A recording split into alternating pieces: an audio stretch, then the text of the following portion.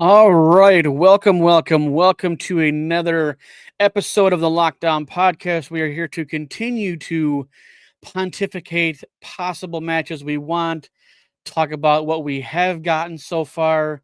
So, Raw and SmackDown, we're basically essentially on the road to WrestleMania. So, we're getting a lot of build to certain matches. I think we still only have 6 matches on the card as it sits. So we still have plenty of matches to fill in, and we only have 3 weeks. So I hope they hurry their asses up because it's WrestleMania. Like it's the show of shows. And how is it 3 weeks to the show? We only have 6 matches. Like it blows my mind. They're Like still trying to figure it out themselves. and I feel like it's we're gonna get a couple thrown together things, and I feel like that's not very WrestleMania esque. Like, I feel like we should have already had at least 2/3 of the card filled out by now. And honestly, like we said, we still have the United States Championship on both sides. We still have the IC title on both sides. So that's 4 matches. So and then obviously and then the tag teams, but I think the tag teams aren't gonna make WrestleMania card, whether it's the women's or the men's on Raw and Smack. I don't think those are making WrestleMania. Probably something Friday before WrestleMania, I think they might. Um, but wait and see. I Yep. mean, it's we're literally 3 weeks to it, man. So like, They're I feel like dragging their feet trying to get this all together when they know what they're going to deliver. yeah, and it's just like let's speed the tape up here. Let's Yeah.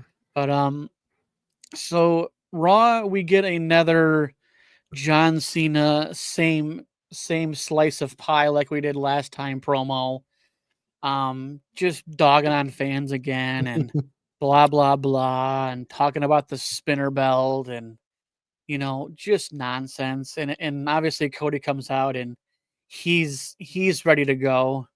Um, which I thought honestly it's kind of like John Cena's shitty promos are honestly putting over Cody Rhodes right now. And maybe Uh, that's what they're designed to do, to yeah, make him look so much the baby face. Again, we've seen this recipe or trope before. We know this is what they do, but you've got to build the baby face up to such a degree. They want John to have like this nuclear heat. And quite honestly, I don't think he's gonna get it. I think people are gonna cheer him when he beats Cody Rhodes. right. But if it gives us black hair, Cody Rhodes as a heel, all right, cool.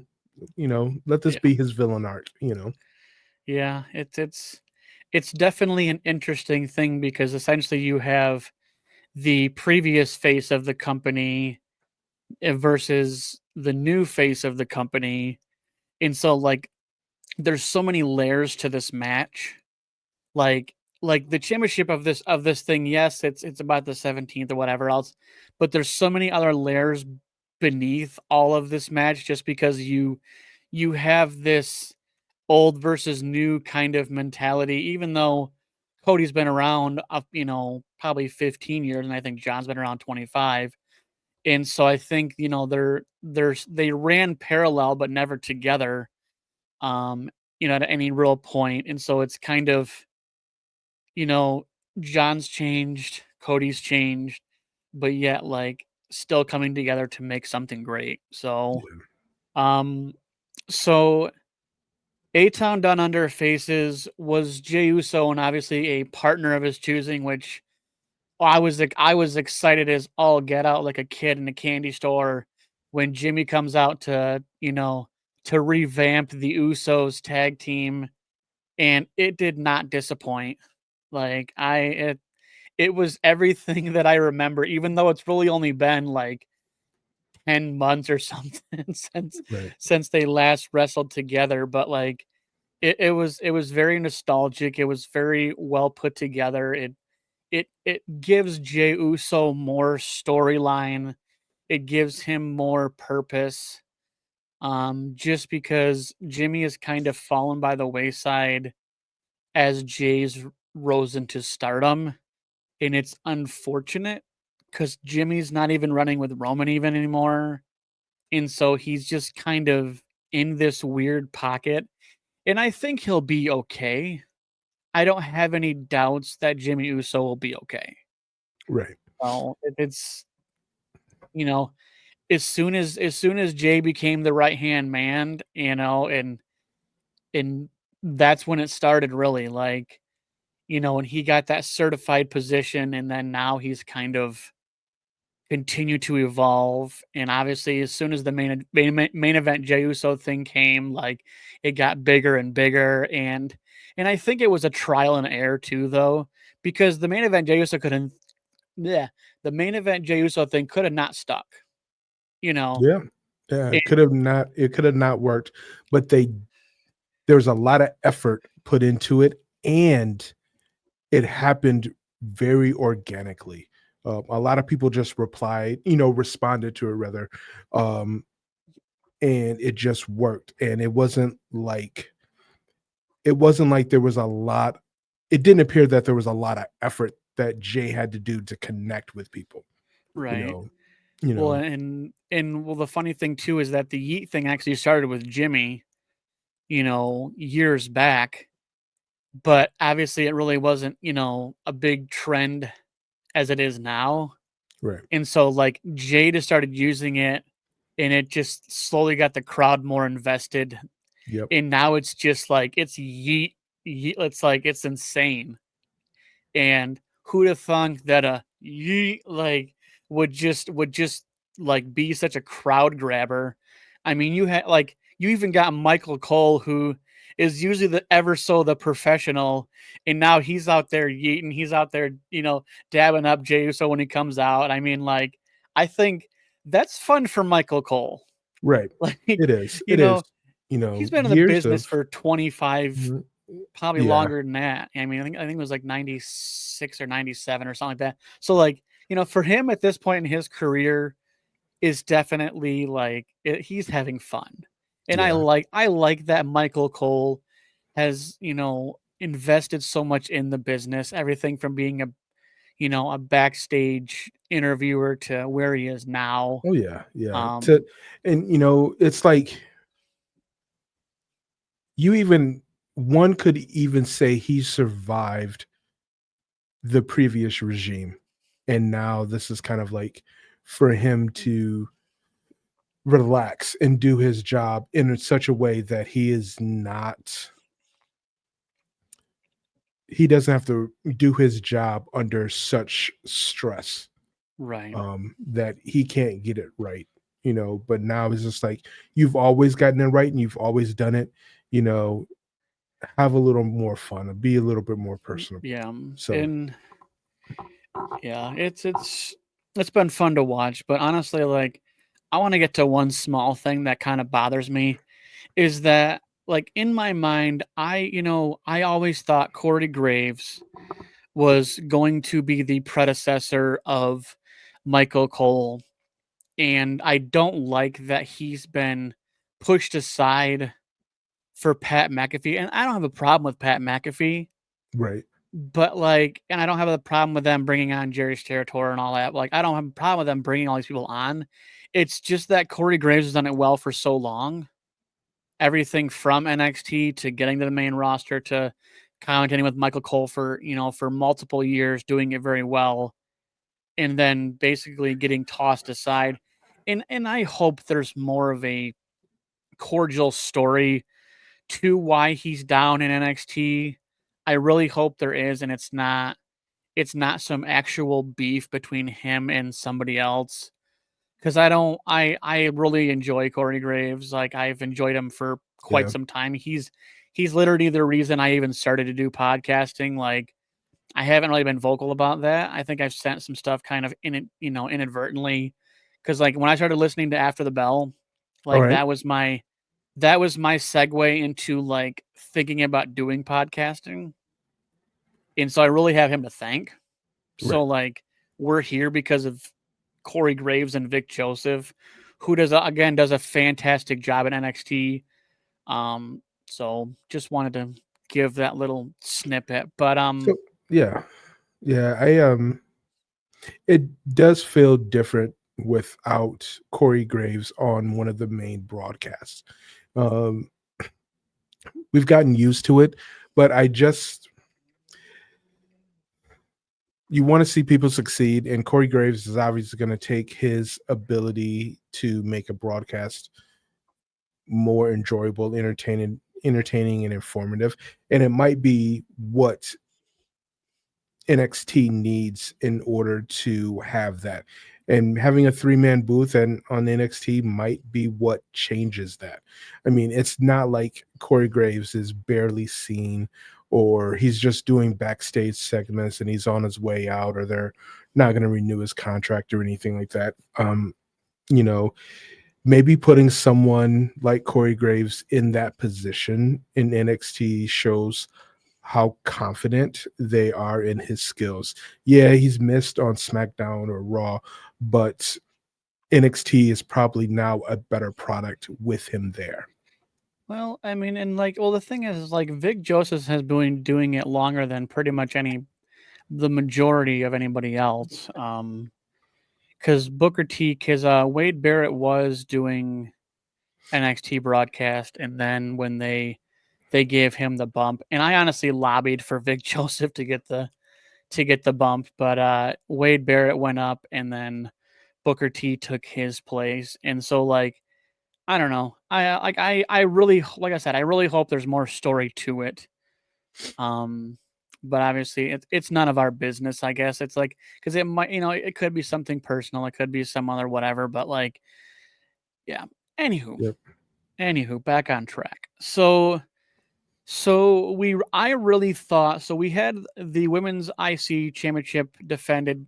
Lyra versus Raquel Rodriguez. She won a number one contenders match the week prior, and I really thought, as much as I didn't want it, I felt like Raquel was gonna win, but obviously, thank think she didn't.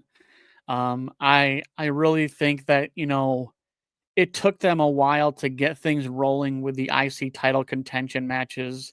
And now I Right. think she's defended it, I think, 2 or 3 times already now. So, I mean, it's the workhorse title. So, that's what it needs to be.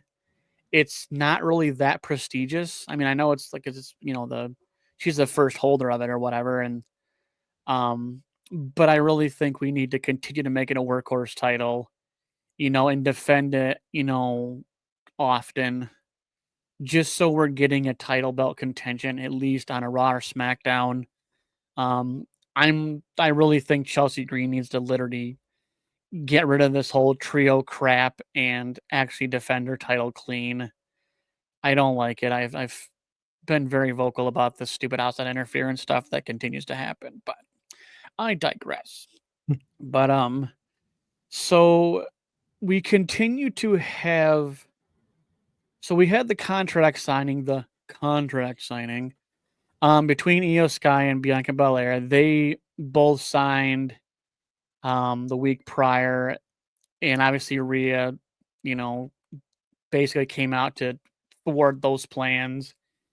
And so we get this whole Adam Pearce basically kind of clears things up in regards to them. And once again, Rhea comes out and thwarts all those plans, eventually works her way into getting her rematch that I thought we didn't really have rematches anymore, but and so tomorrow we'll have that rematch between Io Sky and Rhea Ripley. And I think, given the fact that you continue to see there's more tension between Rhea and Bianca than Io Sky, it's unfortunate that Io Sky is kind of a pawn in this chessboard, but like it's a bigger story between Rhea and Bianca. And that's all I'm gonna say, because it doesn't make sense. I don't know why, they did it to please some audience that's not even involved in anything right now. Um, because you continue to see there's more tension and there's more believability between Rhea and Bianca. Yeah. And now Bianca is the referee for the rematch. I think So I think there'll be some shenanigans there where everyone is throwing hands, the matches, you know, no contest, and now we get a triple threat. Um, yeah, I don't see them going back on making it Bianca versus Rhea. I do see them making a triple threat match. yeah, it's Yeah, it's the thing that seems viable, honestly. Like, you don't want to downplay Io Sky's victory, but you also want to include Rhea Ripley because it's better story. It's best for business. yeah, So, and I yeah, think that's the trope that we all have come to realize is that what's good for us is not always good for business, and they do what's best for business. And mommy is a draw, like, she period. is. Yep. And I could really see them at WrestleMania and Rhea beating both of them. Like, it would suck for Bianca, but realistically, like, Bianca, you got some other story to deal with. Yeah, she does, and I think Bianca not getting a championship gives opportunity to finish up the Jade Cargill split Yeah, and let that story, come to a head. I want to see Bianca versus Cargill. Um, let them tell those stories and let them go on and, you know, do their best to be, great performers and entertainers. yeah, it definitely has to get dealt with, and maybe it gets dealt with at WrestleMania for whatever reason. I mean, because if it's a triple threat, there's no disqualifications. So, realistically, I mean, Io for all intents could walk out with it too. I mean, you don't know because she's got group members too.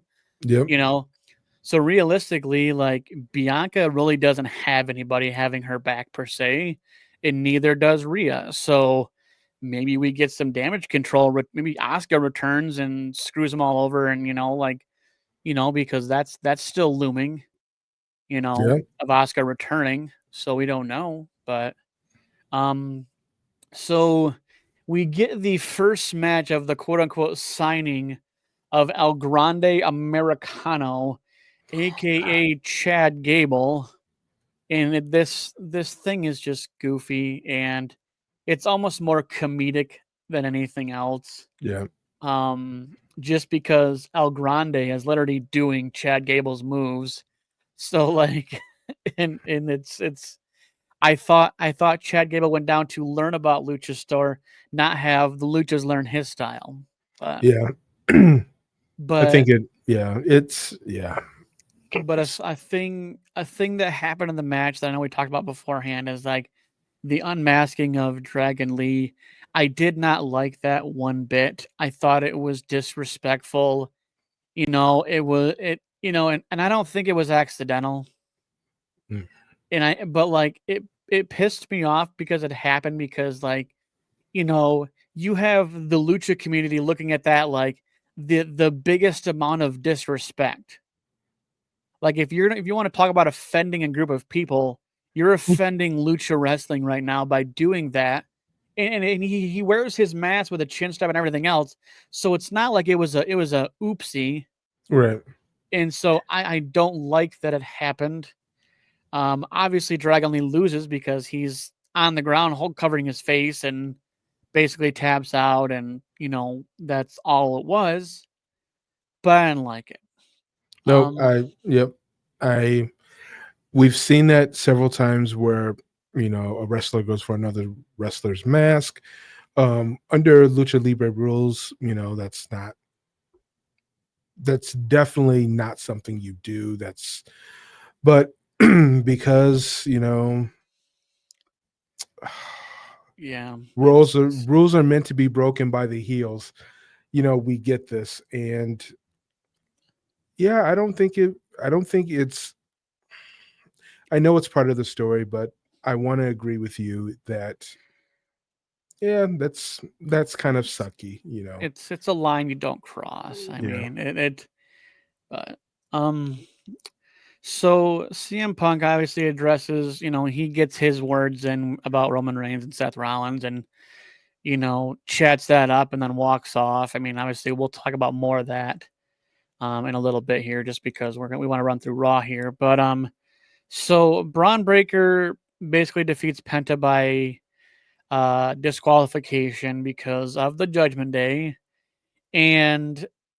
But yet Dominic wants to try to recruit him, but yet you just took away his Intercontinental Championship aspiration because you wanted to get involved. Like, if anything, Penta's pissed now. Yeah. And because, obviously Finn wants to go after the IC title and yada yada, which really honestly, I feel like this is a slow build to a like a 6 to 8 people freaking ladder match at WrestleMania. I think that's what we're gonna get with the IC title, just because there's a lot of people that are invested in the IC. You have Penta, obviously. You have Finn Balor. You have Jacob Fatu. And a smattering of others. So I think we're gonna get definitely a multi-man match, ladder match at WrestleMania for the IC. I don't know what they're doing for the United States, but Probably nothing. and Braun Breaker is, I think he'd be the guy that would win. And like, he'd give a smothering of spears to people and then walk up the ladder and take his title and walk out. Like, You know, like, that like would be very interesting booking. However, I think in a level of credibility, I think we do get something special from Braun Breaker, um, a very special vibe, and it definitely comes from like generational, athletes. yeah. So I would like to see some, a couple of really great matches from Braun that weren't just, you know, a spear to everybody and leave. I want to see, Well, I like mean, to I see mean, his there'd be more endurance. gruesomeness to the match, but I just feel like it would be the ultimate push, you know. But I know I've also, talked about being workhorse titles and defending them all the time, and you know. But honestly, I see Braun Breaker friggin' world champion in the next year. Like, I think that if the Mm. IC title picture has taught us anything, is that he's a he's good. He's great. Like, I mean, I mean, obviously, like, he said he's a second generation, superstar, but like, man, he's taken fast. Like, Yeah, because I and mean, yeah. multiple time NXT championship holder, like, and now he's just he walked in and it was the give me what I want, and so he was spearing everybody for weeks. And he pushed to get what he wants, and now he's gotten what he wanted and he's defended it valiantly. So I look forward to what we get in the next year. And honestly, I want to know who's gonna dethrone Braun Breaker. You know, and I like I think said, if it, yes, I think immediately if I were to answer just that one part, I think it is I think it's Penta. It's either Penta or Jacob Fatu. It depends on the timing. yeah, and I think if we get that multi-man match, whether it's a fatal four-way or a six-pack challenge or whatever, I think it's going to be a multi-man match at WrestleMania for it. So, I think we'll see a new champion out of WrestleMania as the IC title, and maybe it'll be someone we just didn't even think about. Yeah. And I think that's the good recipes of WWE, is that like sometimes they surprise you. Maybe we get a extra man we didn't know, maybe a surprise return, or I don't know. I mean, we're 3 weeks to WrestleMania, people. 3 weeks, that's Yeah. it. Like, and we're closer and closer and closer every week, and so we're getting down to the wire.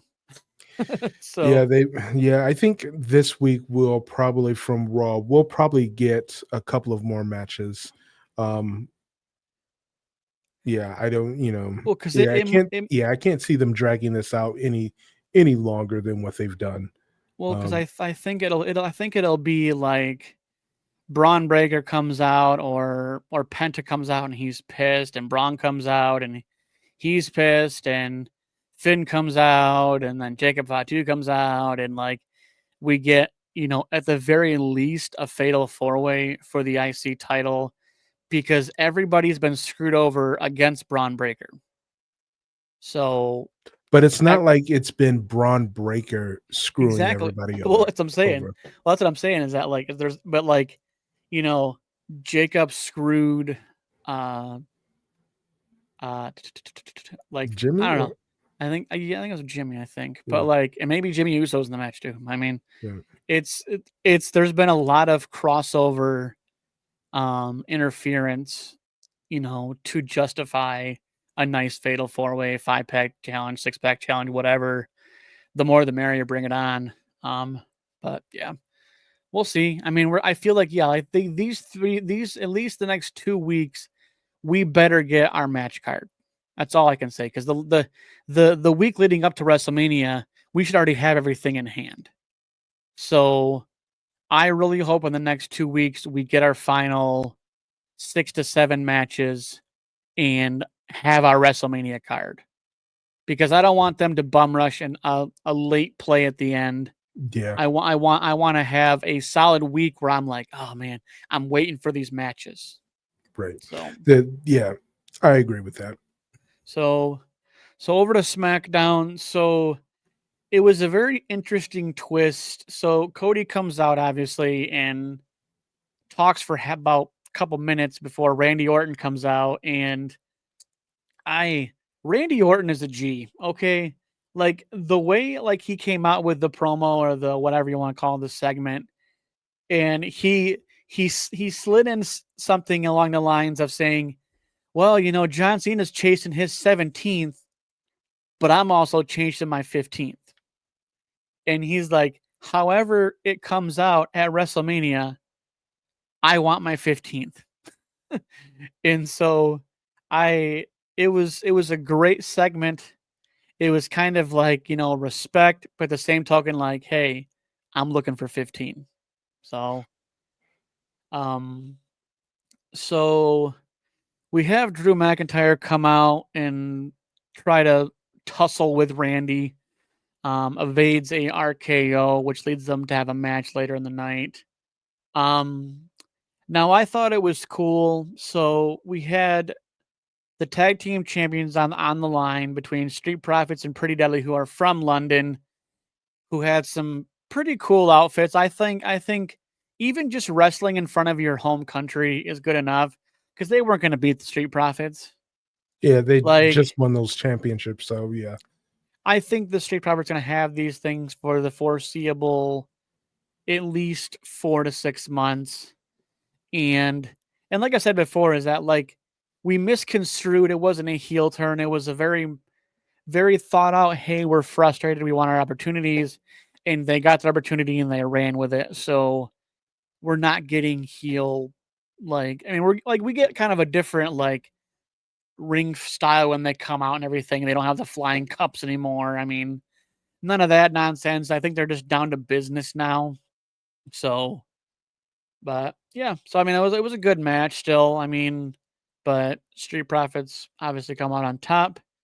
Now we have a new, I don't say faction, because before with Chelsea Green we had Piper Niven, and they really didn't give a name to whatever she was.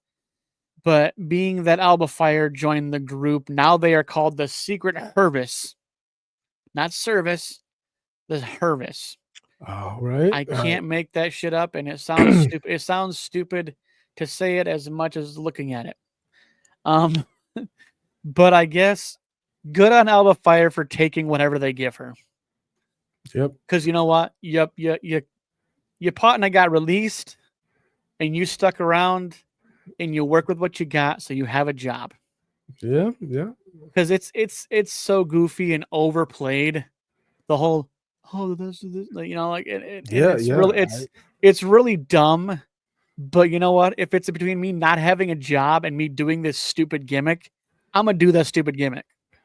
So, and so run with it. But obviously they beat uh Katana Chance and Caden Carter. But there was a spot in the match that I was honestly surprised by is when Caden Carter picked up Piper Niven. Now, if you haven't like She is small. yeah, and she literally picked her up into like a Samoan, like it was like Mm. I mean, because honestly, like Well, yeah, I mean, yeah, let me look. good on her. Yep. Good things come in small packages, and apparently she's actually stronger than we think.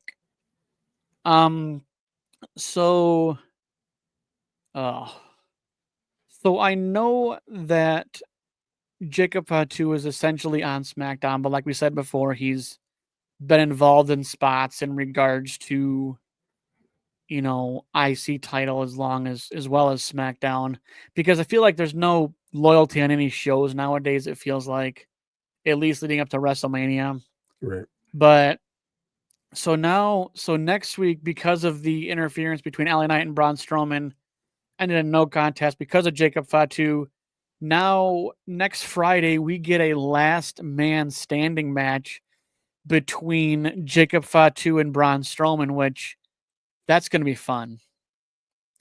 Someone's getting the announcer table tipped on them for the 10 count. Yeah. That's my prediction, because guess what? That announcer table doesn't break anymore, okay? It's not cheap. Like, if you've noticed that the thing has not broken. I Okay? mean, it hasn't broken because they haven't wanted it to break, but they It can easily change that, you know. but like you see the sturdiness of that table though. Like it's Yeah. got lights on it, it's got all the fancy fixins. I mean, I don't think that thing's breaking. Well, all right. Tell that to But Jacob Fatu. That's all I gotta say. yeah, I mean, when it happens. Yep. But yeah, so we get that next week, and so it's I don't even know what they're doing with the United States Championship out of this at this point. I mean, we have previous holders. We have AJ Styles could be in the mix. Um, Braun Strowman could be in the mix. Jacob Fatu could be in the mix. Shinsuke Nakamura could be in the fix. And so there's quite a bit to be had. We're getting multi-man at the very minimal fatal four ways for the IC and the United States Championship, probably on both sides, men and women's, Raw and SmackDown. Now I don't know how much they want to overplay their card with it, but what else are you going to do? So Yeah. I hope at least one of them is a ladder match. I would just all of them a ladder match. How about that? Let's just get so many freaking ladders out there and just have Well, it be so intense. wouldn't that be like the TLC pay-per-view though? Basic. No, but it's just ladders. It's L. Yep. It's an L's match. But yeah, I really look forward to what they come up with here in the next 2 weeks in regards to those matches. So Michin loses and BFAB gets involved, and so now next week we're gonna get a Naomi BFAB. I like the fact that at least BFAB is back on TV, even if it's in a mid card jobber status. You know what? It's fine. I mean, And she can oh wrestle. She can yeah, wrestle though. sh- yeah. That's the kicker, is that like she has the stature, kind of like an Alicia Fox, Hmm. stature, where you got the long legs. You can utilize those legs, and I think I look forward to like what they do. I really hope that we start getting some of these mid card matches evolving into mid card championships, because it's been kind of stale with the women's secondary titles. Like, let's be real, it really has. Even though honestly they've just started doing, the IC stuff. The women's United States champion have been just kind of sitting on Chelsea Green. and really haven't done much with it. They really need to get their poop in a group when it comes to those because they're supposed to be workhorse titles and we need them to defend them. Like it's It's as simple as that. you're not top tier, so you don't get PLE only defenses. Like those are the secondary, those are the workhorses, and I think they need to get back to that because that's how the men's have always been. You know, they're always been the workhorse titles. They've always been the workhorse champions. Like we I need would to. say, comparatively speaking, the women's US championship is more actively defended and promoted than the women's IC championship. Oh, I would agree. Yeah. So I think it could be that there's just not enough creative for the IC championship versus the Raw versus the US women's US championship. Well, they Um, better they you better know, call up some NXT stars because like it's the NXT roster right now is pretty stacked. So like I really feel like it's kind of their own doing. You know, you should have never gave us these titles if you weren't going to have a plan for them. You I know, think and the plan, if I had to speculate, was just to have more championships and to, you know, make the women's roster feel more important. When if it, you would just give creative opportunities to women and balance out the shows and the broadcasts to then where they can do that, yeah, we might not need those championships, but it is also, I think it's eventually good for business. It's just going to well, take time. yeah, it's definitely one of those wait and see. But I feel like I mean like I'm all for having more championships. I just don't want us to get too like boring with it. I feel like, if you're don't have them on TV to do talking segments, right? Cuz like I don't need you to like give a PSA and then something in the back and then never do anything with it. Like Right. they have enough people on the roster. I mean, I don't think it's for lack of, people on the roster. I mean, you had Chelsea go down to NXT to defend it against Sol Ruka, and obviously she lost, but like, it's one of those things where the NXT roster, as far as the women's division, is stacked. And realistically, if you want to go a step further, TNA women has a stacked roster. So Yeah. if we're doing this TNA crossover stuff, why not bring up some TNA to, because Jordan Grace got signed. Why can't we bring Jordan Grace? I'd rather have her on the main roster than NXT. You know, Yeah, I think, those are all really good things to think about and ask the questions about.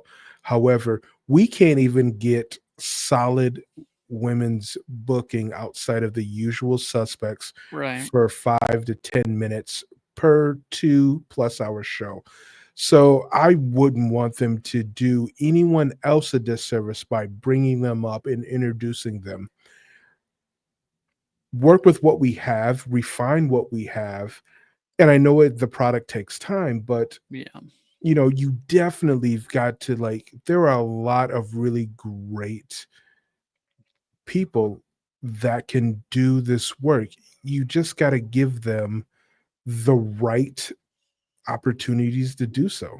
yeah, and it's definitely underutilization. I mean, because realistically, we have a handful of actual tag teams in the women's division, but we also have plenty of people down in NXT. So, like, technically, the women's tag teams are tri-branded. So, like, we need to see more of that happen because that just makes things more in the shuffle because we have, what, one, two, three, four, five different titles to get worked around.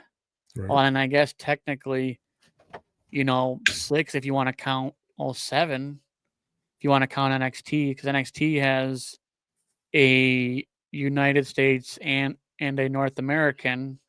or they have a North American Championship on top of, they still have the tag team, they still have the NXT Women's Championship. So like, there's a lot of stuff to go around, and they need to start utilizing what they have, because like they're releasing people when they don't even utilize what they have, and so like you're just weakening the roster. I mean, it's a fact. Like, Yeah. we have plenty of people, but like you said, for the better part of 10 years, it was Charlotte Flair, Bailey, Sasha Banks, and Becky Lynch for the longest time between those four. And then we introduced Bianca Belair to the mix. You still had Alexa Bliss in the mix.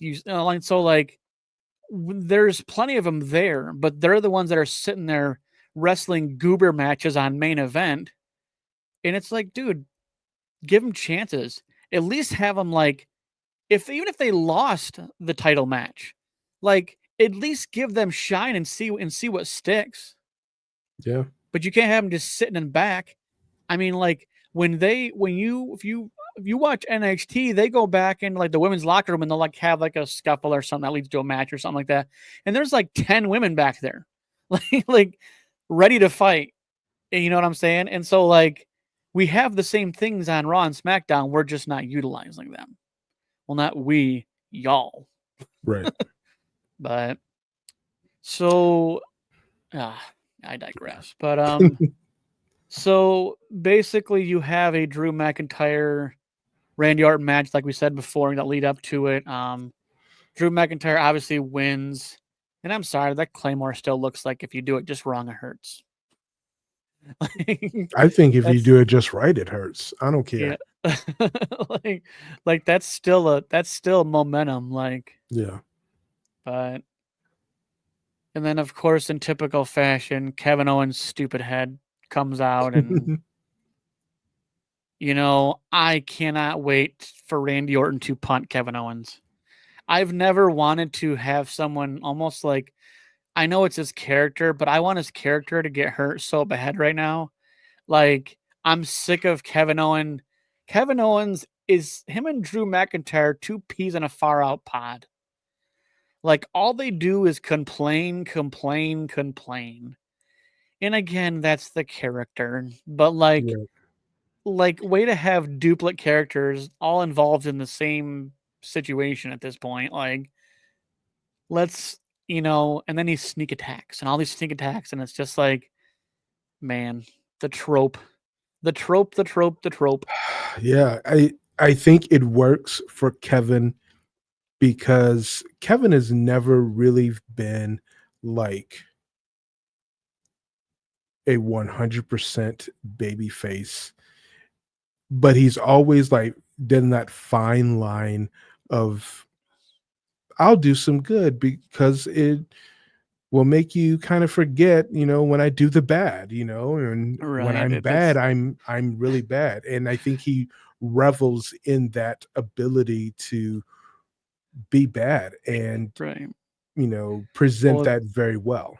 it's when I'm bad, I'm justified. Right. And the justification is Is questionable at best. Like, right. you know, Oh, it 100%. yeah, it's like, "Oh my goodness." It's yeah. So Jimmy Uso is trying to find his footing outside of being part of the Usos. Defeats the Miz. Um, Good on him. Um, I still think there's a spot for Jimmy Uso. He still is very talented. He was part of the Usos. So like, I don't like. I'm waiting for creative to really give him an angle.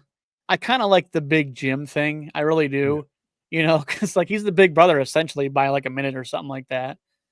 But and I loved the pep talk he had with Jay the other week, and like, I think he's getting primed, and I think Yeah. that they will eventually have something for him, something solid whether he tags up with someone else or something.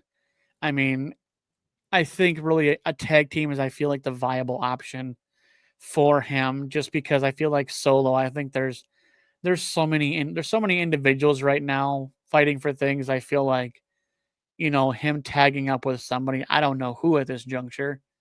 Um, I don't know if I would like to see Jay or Jimmy in another tag team without his brother, or do I want to see him do like the singles round and it's just not working for him, and eventually they get back to, they get back together and they like pursue tag team gold or whatever have you.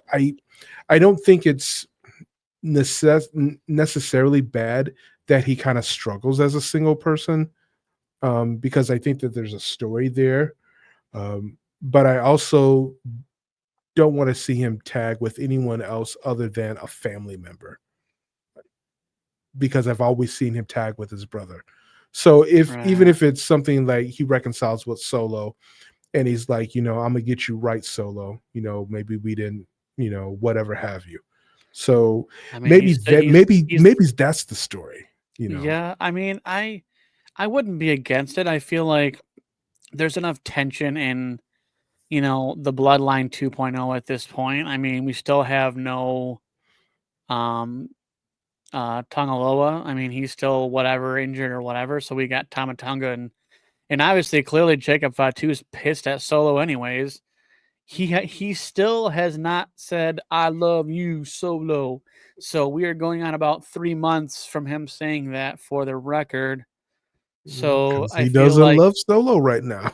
it's some great justifiable tension, because Solo has screwed up his opportunities, and Yeah, Jacob clearly don't need no backup. no, Like, I've I think he's the first one in the bloodline that can legitimately take dubs without anybody helping him out, yeah, and he I doesn't agree want with that. he doesn't want nobody's No, help. he doesn't. Yeah, yeah, you know, Um, so so they're interviewing Drew McIntyre as he's going out, and he's talking smack, and what a great segment. He like opens the door and there's Damian Priest and they start brawling, and this poor guy in the car like runs out of the arena, and so they start brawling, and man, South of Heaven choke slam on the windshield of a car. That has to hurt. it does, and at the That is same, that is not yeah, a padded wrestling ring. no, That is a whole ass piece of glass that he just choke slammed his ass on. Oh, good on him. Good yep, on him. yep, to Because you know take that, what? that sucks. Yeah, that, Man, yeah, that, never count out Damian Priest. And yep. I I think mean, I cannot wait till they really start giving him some more championship aspirations, because damn, he's good. yeah, I think that eventually it has to happen, but I am not. Um, I'm not in a rush for it to happen. Oh You no, know, yeah, it needs to be it needs to be more like genuine and authentic. yeah, But man, like we need to get outside of WrestleMania, you know, and I mean it's SmackDown, so we essentially kind of we have or Cody as the champ, and then have John Cena. Like John Cena's gonna hold that thing till the very end, and CM Punk will take it from him. Like, because if you correlate this with the last time that CM Punk left, and he left as champion, and then when he came back, he said, "I never lost my title," when they had that title for title match between John Cena and CM Punk. I think this is exactly what we're gonna get. Just the flip side of it's gonna be, CM Punk taking John Cena's title, making him lose his last match, and he goes away, and we're good to go for 2026. CM Punk 2026 is what I'm looking for. Yep, because and we yep, and have if to get we yeah. have to get beyond The Rock. We have to get beyond John Cena for anything else to be relevant at this juncture. So Yeah, I think so. now I'm pissed at this. So Roman Reigns, CM Punk's at odds, hold sign the contract nonsense again. And I'm mad at this because we found out what the favor was. So, I'm gonna, like, pause that part or interrupt you on that part. There's been some clarity online that what this favor is supposed to be, it was not what was delivered during SmackDown, and that was clarified either by Paul Heyman or by, Nick Aldis or even CM Punk. That wasn't the favor. But like my thing is that like he was out there like thanking the tribal chief and acknowledging the tribal chief and all this nonsense for giving him that spot. So what else could the favor even be? It's gotta be Like bigger than that. It's gotta be bigger. Oh, we can speculate, but go for it. Go for it. I don't know. Like I think like that has to be really the favor, just giving him that main event, and letting him run with that. Maybe I don't know. What do you think? What I know you got something rolling I'm around gonna in your brain right piggyback now. off of you. How we get CM Punk and John Cena is that Roman Reigns gives up his spot to CM Punk as the favor. That's how we get to it. That's that makes so much Long-term sense. long-term Long-term book. storybooking. Yep. Oh, Yes. So that's dude, to me, that that seems like the oh, most plausible way for us to get dude, to that CM Punk and John Cena is that Roman Reigns you know, gives up his spot, at the request of Paul Heyman to satisfy that favor. That has to be that. that is some juicy oozy, dude. Like, Yeah, I that man. that that to me that seems in order to get what we both want, and we both want CM Punk gone by the end of 2026. That's the only way that we can get what we want. Ted And not included like because he's MIA. But to me, that it makes sense if he was here, he'd because be disputing you. he would be because that's his point, and I understand that, and no, I don't have no beef with Tim. It's just that eventually we've got to turn the corner with these older veterans, and we all know it, We and have to clean the slate per we se. do. Like, And this is the only way that one, we get to your fantasy booking and we answer the question, what is the favor? The favor oof. is Roman Reigns has to lose something he And because like of Paul Heyman. but the looming question is that like how does it come to be? Like I think that's going to be the greatest end to 2026. Like let's say SummerSlam, maybe like Survivor Series, like we get something of that nature, and like it has to be something big. Like, because is it Roman be like letting him pin him or something, like, in, like, a number 1 contenders match or something, I like think it is something more insulting. And it is Roman has to like verbally give up his spot. oof, I think it's not just like man, it's not the finger poke of doom that we get, or it's not, right. it's not the Triple H run the ropes and pin prone Shawn Michaels laying on the mat 1, 2, 3. It's not that. Yeah, Yeah, it is something that's because CM Punk is someone who finds joy in the embarrassment of someone else. when he Yeah. feels compelled and he feels righteous and entitled in what he's doing. So in order for it to sting and for it to to hurt, it has to be something that Roman Reigns reluctantly gives up, Yeah. for whatever reason. So getting there is probably going to be like what we're all start like looking for, like the little secrets, the little Easter eggs of like how does CM Punk and Roman Reigns get to a position that is the favor. The favor Right. is that Roman Reigns has to give up. And it might not even be Roman Reigns, because I don't think it's Roman Reigns that has to, that's the favor. It's Paul Heyman getting the favor for CM Punk. Will it sting more if it's Roman Reigns? Yes. But long as that favor originate or comes through Paul Heyman, that is the agreement, I think. If I remember correctly. It's not that, you know, there's that Roman Reigns owes CM Punk. It is Right. Paul Heyman that owes him. So somehow, some way, Roman Reigns and Paul Heyman And maybe it's not yeah, as like maybe it's not even anything to do with Roman. Like, I maybe, mean, maybe maybe, like maybe just it's just it's the favor gets like Roman gets taken out of a match or something, right, and like there's never like him like taking an L or anything like that. right, But him like a late night I feel like, oh well, the favor was, and right.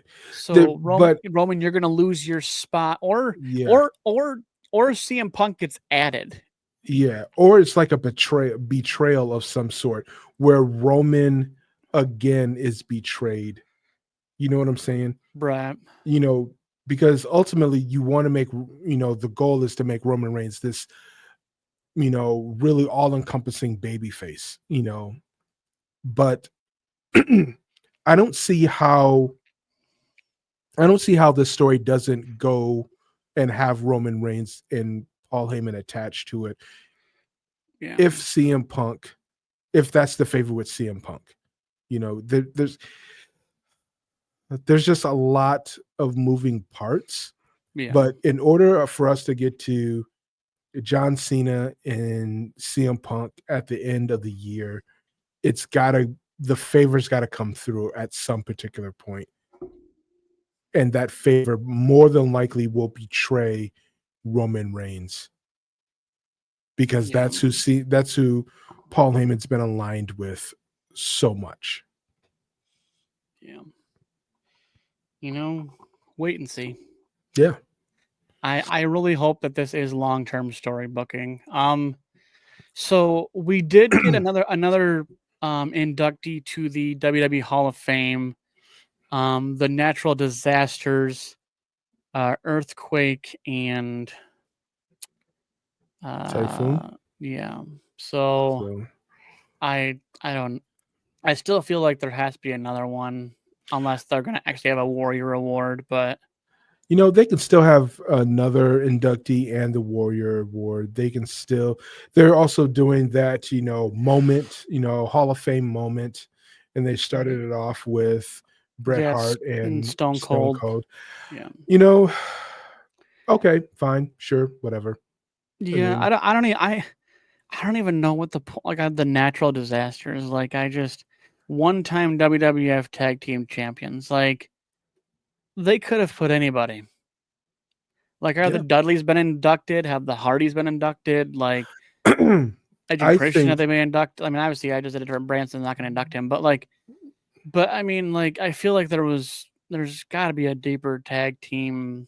you know, having some old school people in means a lot. And I have seen a lot of online posts where, having the natural disasters being was probably going to happen. I would like to see Kamala the Ugandan giant be brought in, um, be to be inducted, even though he has passed away. Um, but I also need to say that Cyndi Lauper not getting included um, is probably one of the biggest celebrity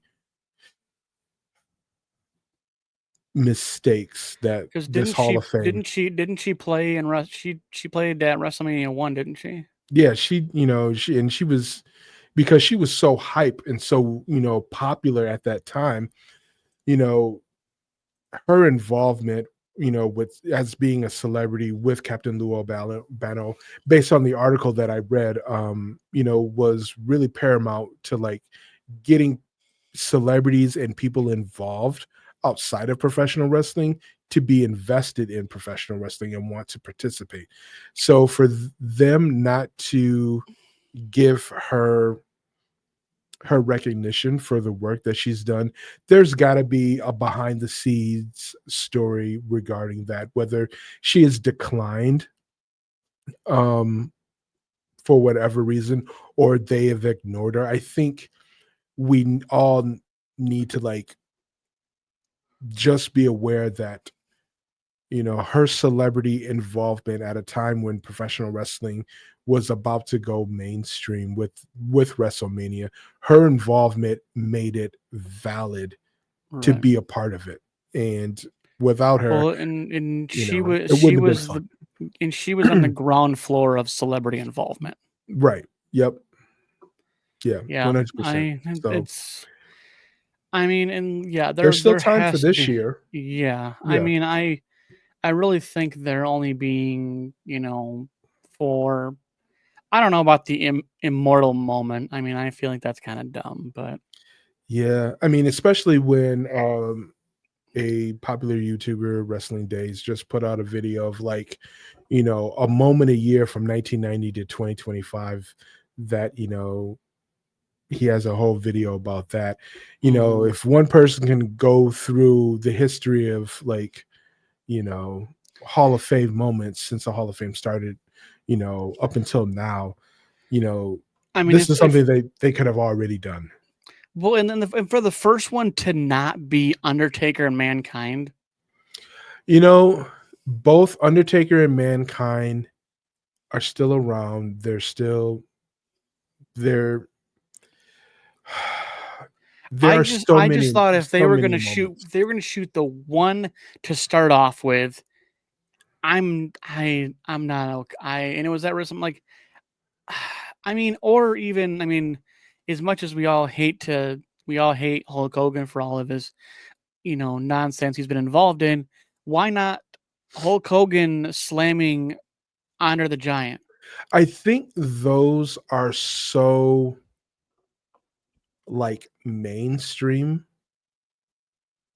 and they're, like, But did they? no-brainers. But like, why wouldn't they put out like a survey or something and like give Maybe like 10 moments and then maybe they say, did, hey, and we weren't privy to that email I don't know.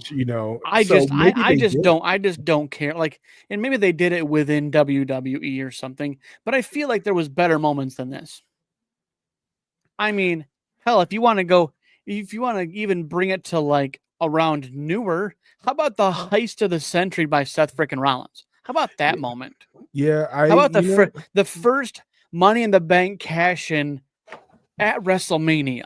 yeah, you know what, there are so many really great moments throughout, the 40 plus years of WrestleMania, narrowing down to one, even if Or that's what what if they're doing, you know. or if they sent out a survey on WWE's X page and they gave the top 5, the let's say the let's say the broader, WWE people, past and present, like they all brought these are the top 5 moments, and then they let us decide the top um, one. because there would be no control over it. They have what they want to promote and obviously Yeah. feed to the masses. And if you were to vote, and let's say that Stone Cold and Bret Hart was not chosen, but they've already done the Well, work. and the You thing is know, too is that it goes against what they want. they could have a survey and at least give us some feel like we're giving some involvement, and they don't show the stats where like it goes like 15%, 25%, and they don't give that. They just say, hey, vote, and then they can still put in whoever they want, but still feel Yeah, I like mean, the but fans how had. but how honest is that? How genuine and transparent is that? Because People how do want you to, know? people want to know.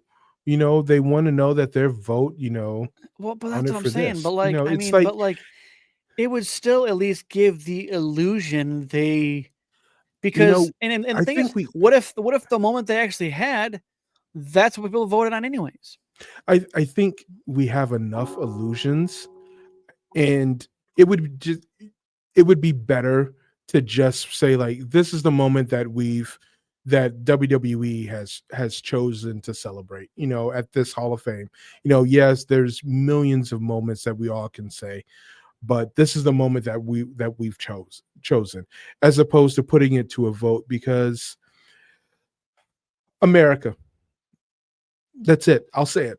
America. I No mean, one would be, no one is going to be satisfied with whomever is presented or whoever wins. And for them to choose that moment, it takes it I takes mean, away, like, all they the do the other same issues. thing with all these award shows. They it doesn't matter what the public pick, they're going to give whoever they feel like giving the thing to. I mean, I mean, there's something so recently that I won't even touch on that happened that should have never happened, and no everybody knew it wasn't a thing, and like, and so like, and even Eminem has said, "Don't invite me to another fucking show because I know it's all bullshit."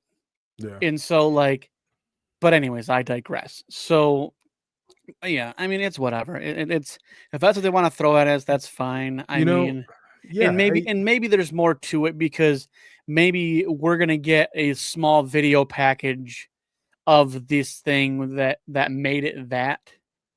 Cause but like I don't know. We'll see what they come up with. I'm sure there's still like a video package or something, and maybe they'll have Stone Cold and Bret Hart come out and la da da, and they relish in it, or Ken Shamrock comes out with them or something, and they share this moment together. Maybe it was more meaningful back then, Mhm. and that's probably what it is. Just because we're not all historians, so Right. Yeah, but definitely.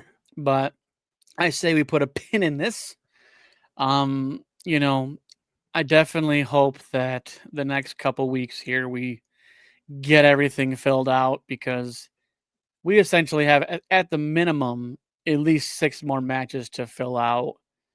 Um, and that's at least another 4 championships, and then we have 2 unmeaningful non-title matches. So I'd say, yeah, I'd say we're gonna have 2 more like not making sense matches, and then we're gonna have all the titles get defended at WrestleMania, as far as the both US and both Intercontinentals in some kind of stip match. So, but we Yeah. will wait and see because that is the name of the game. We shall wait. We shall see. But this is the Lockdown Podcast. Peace.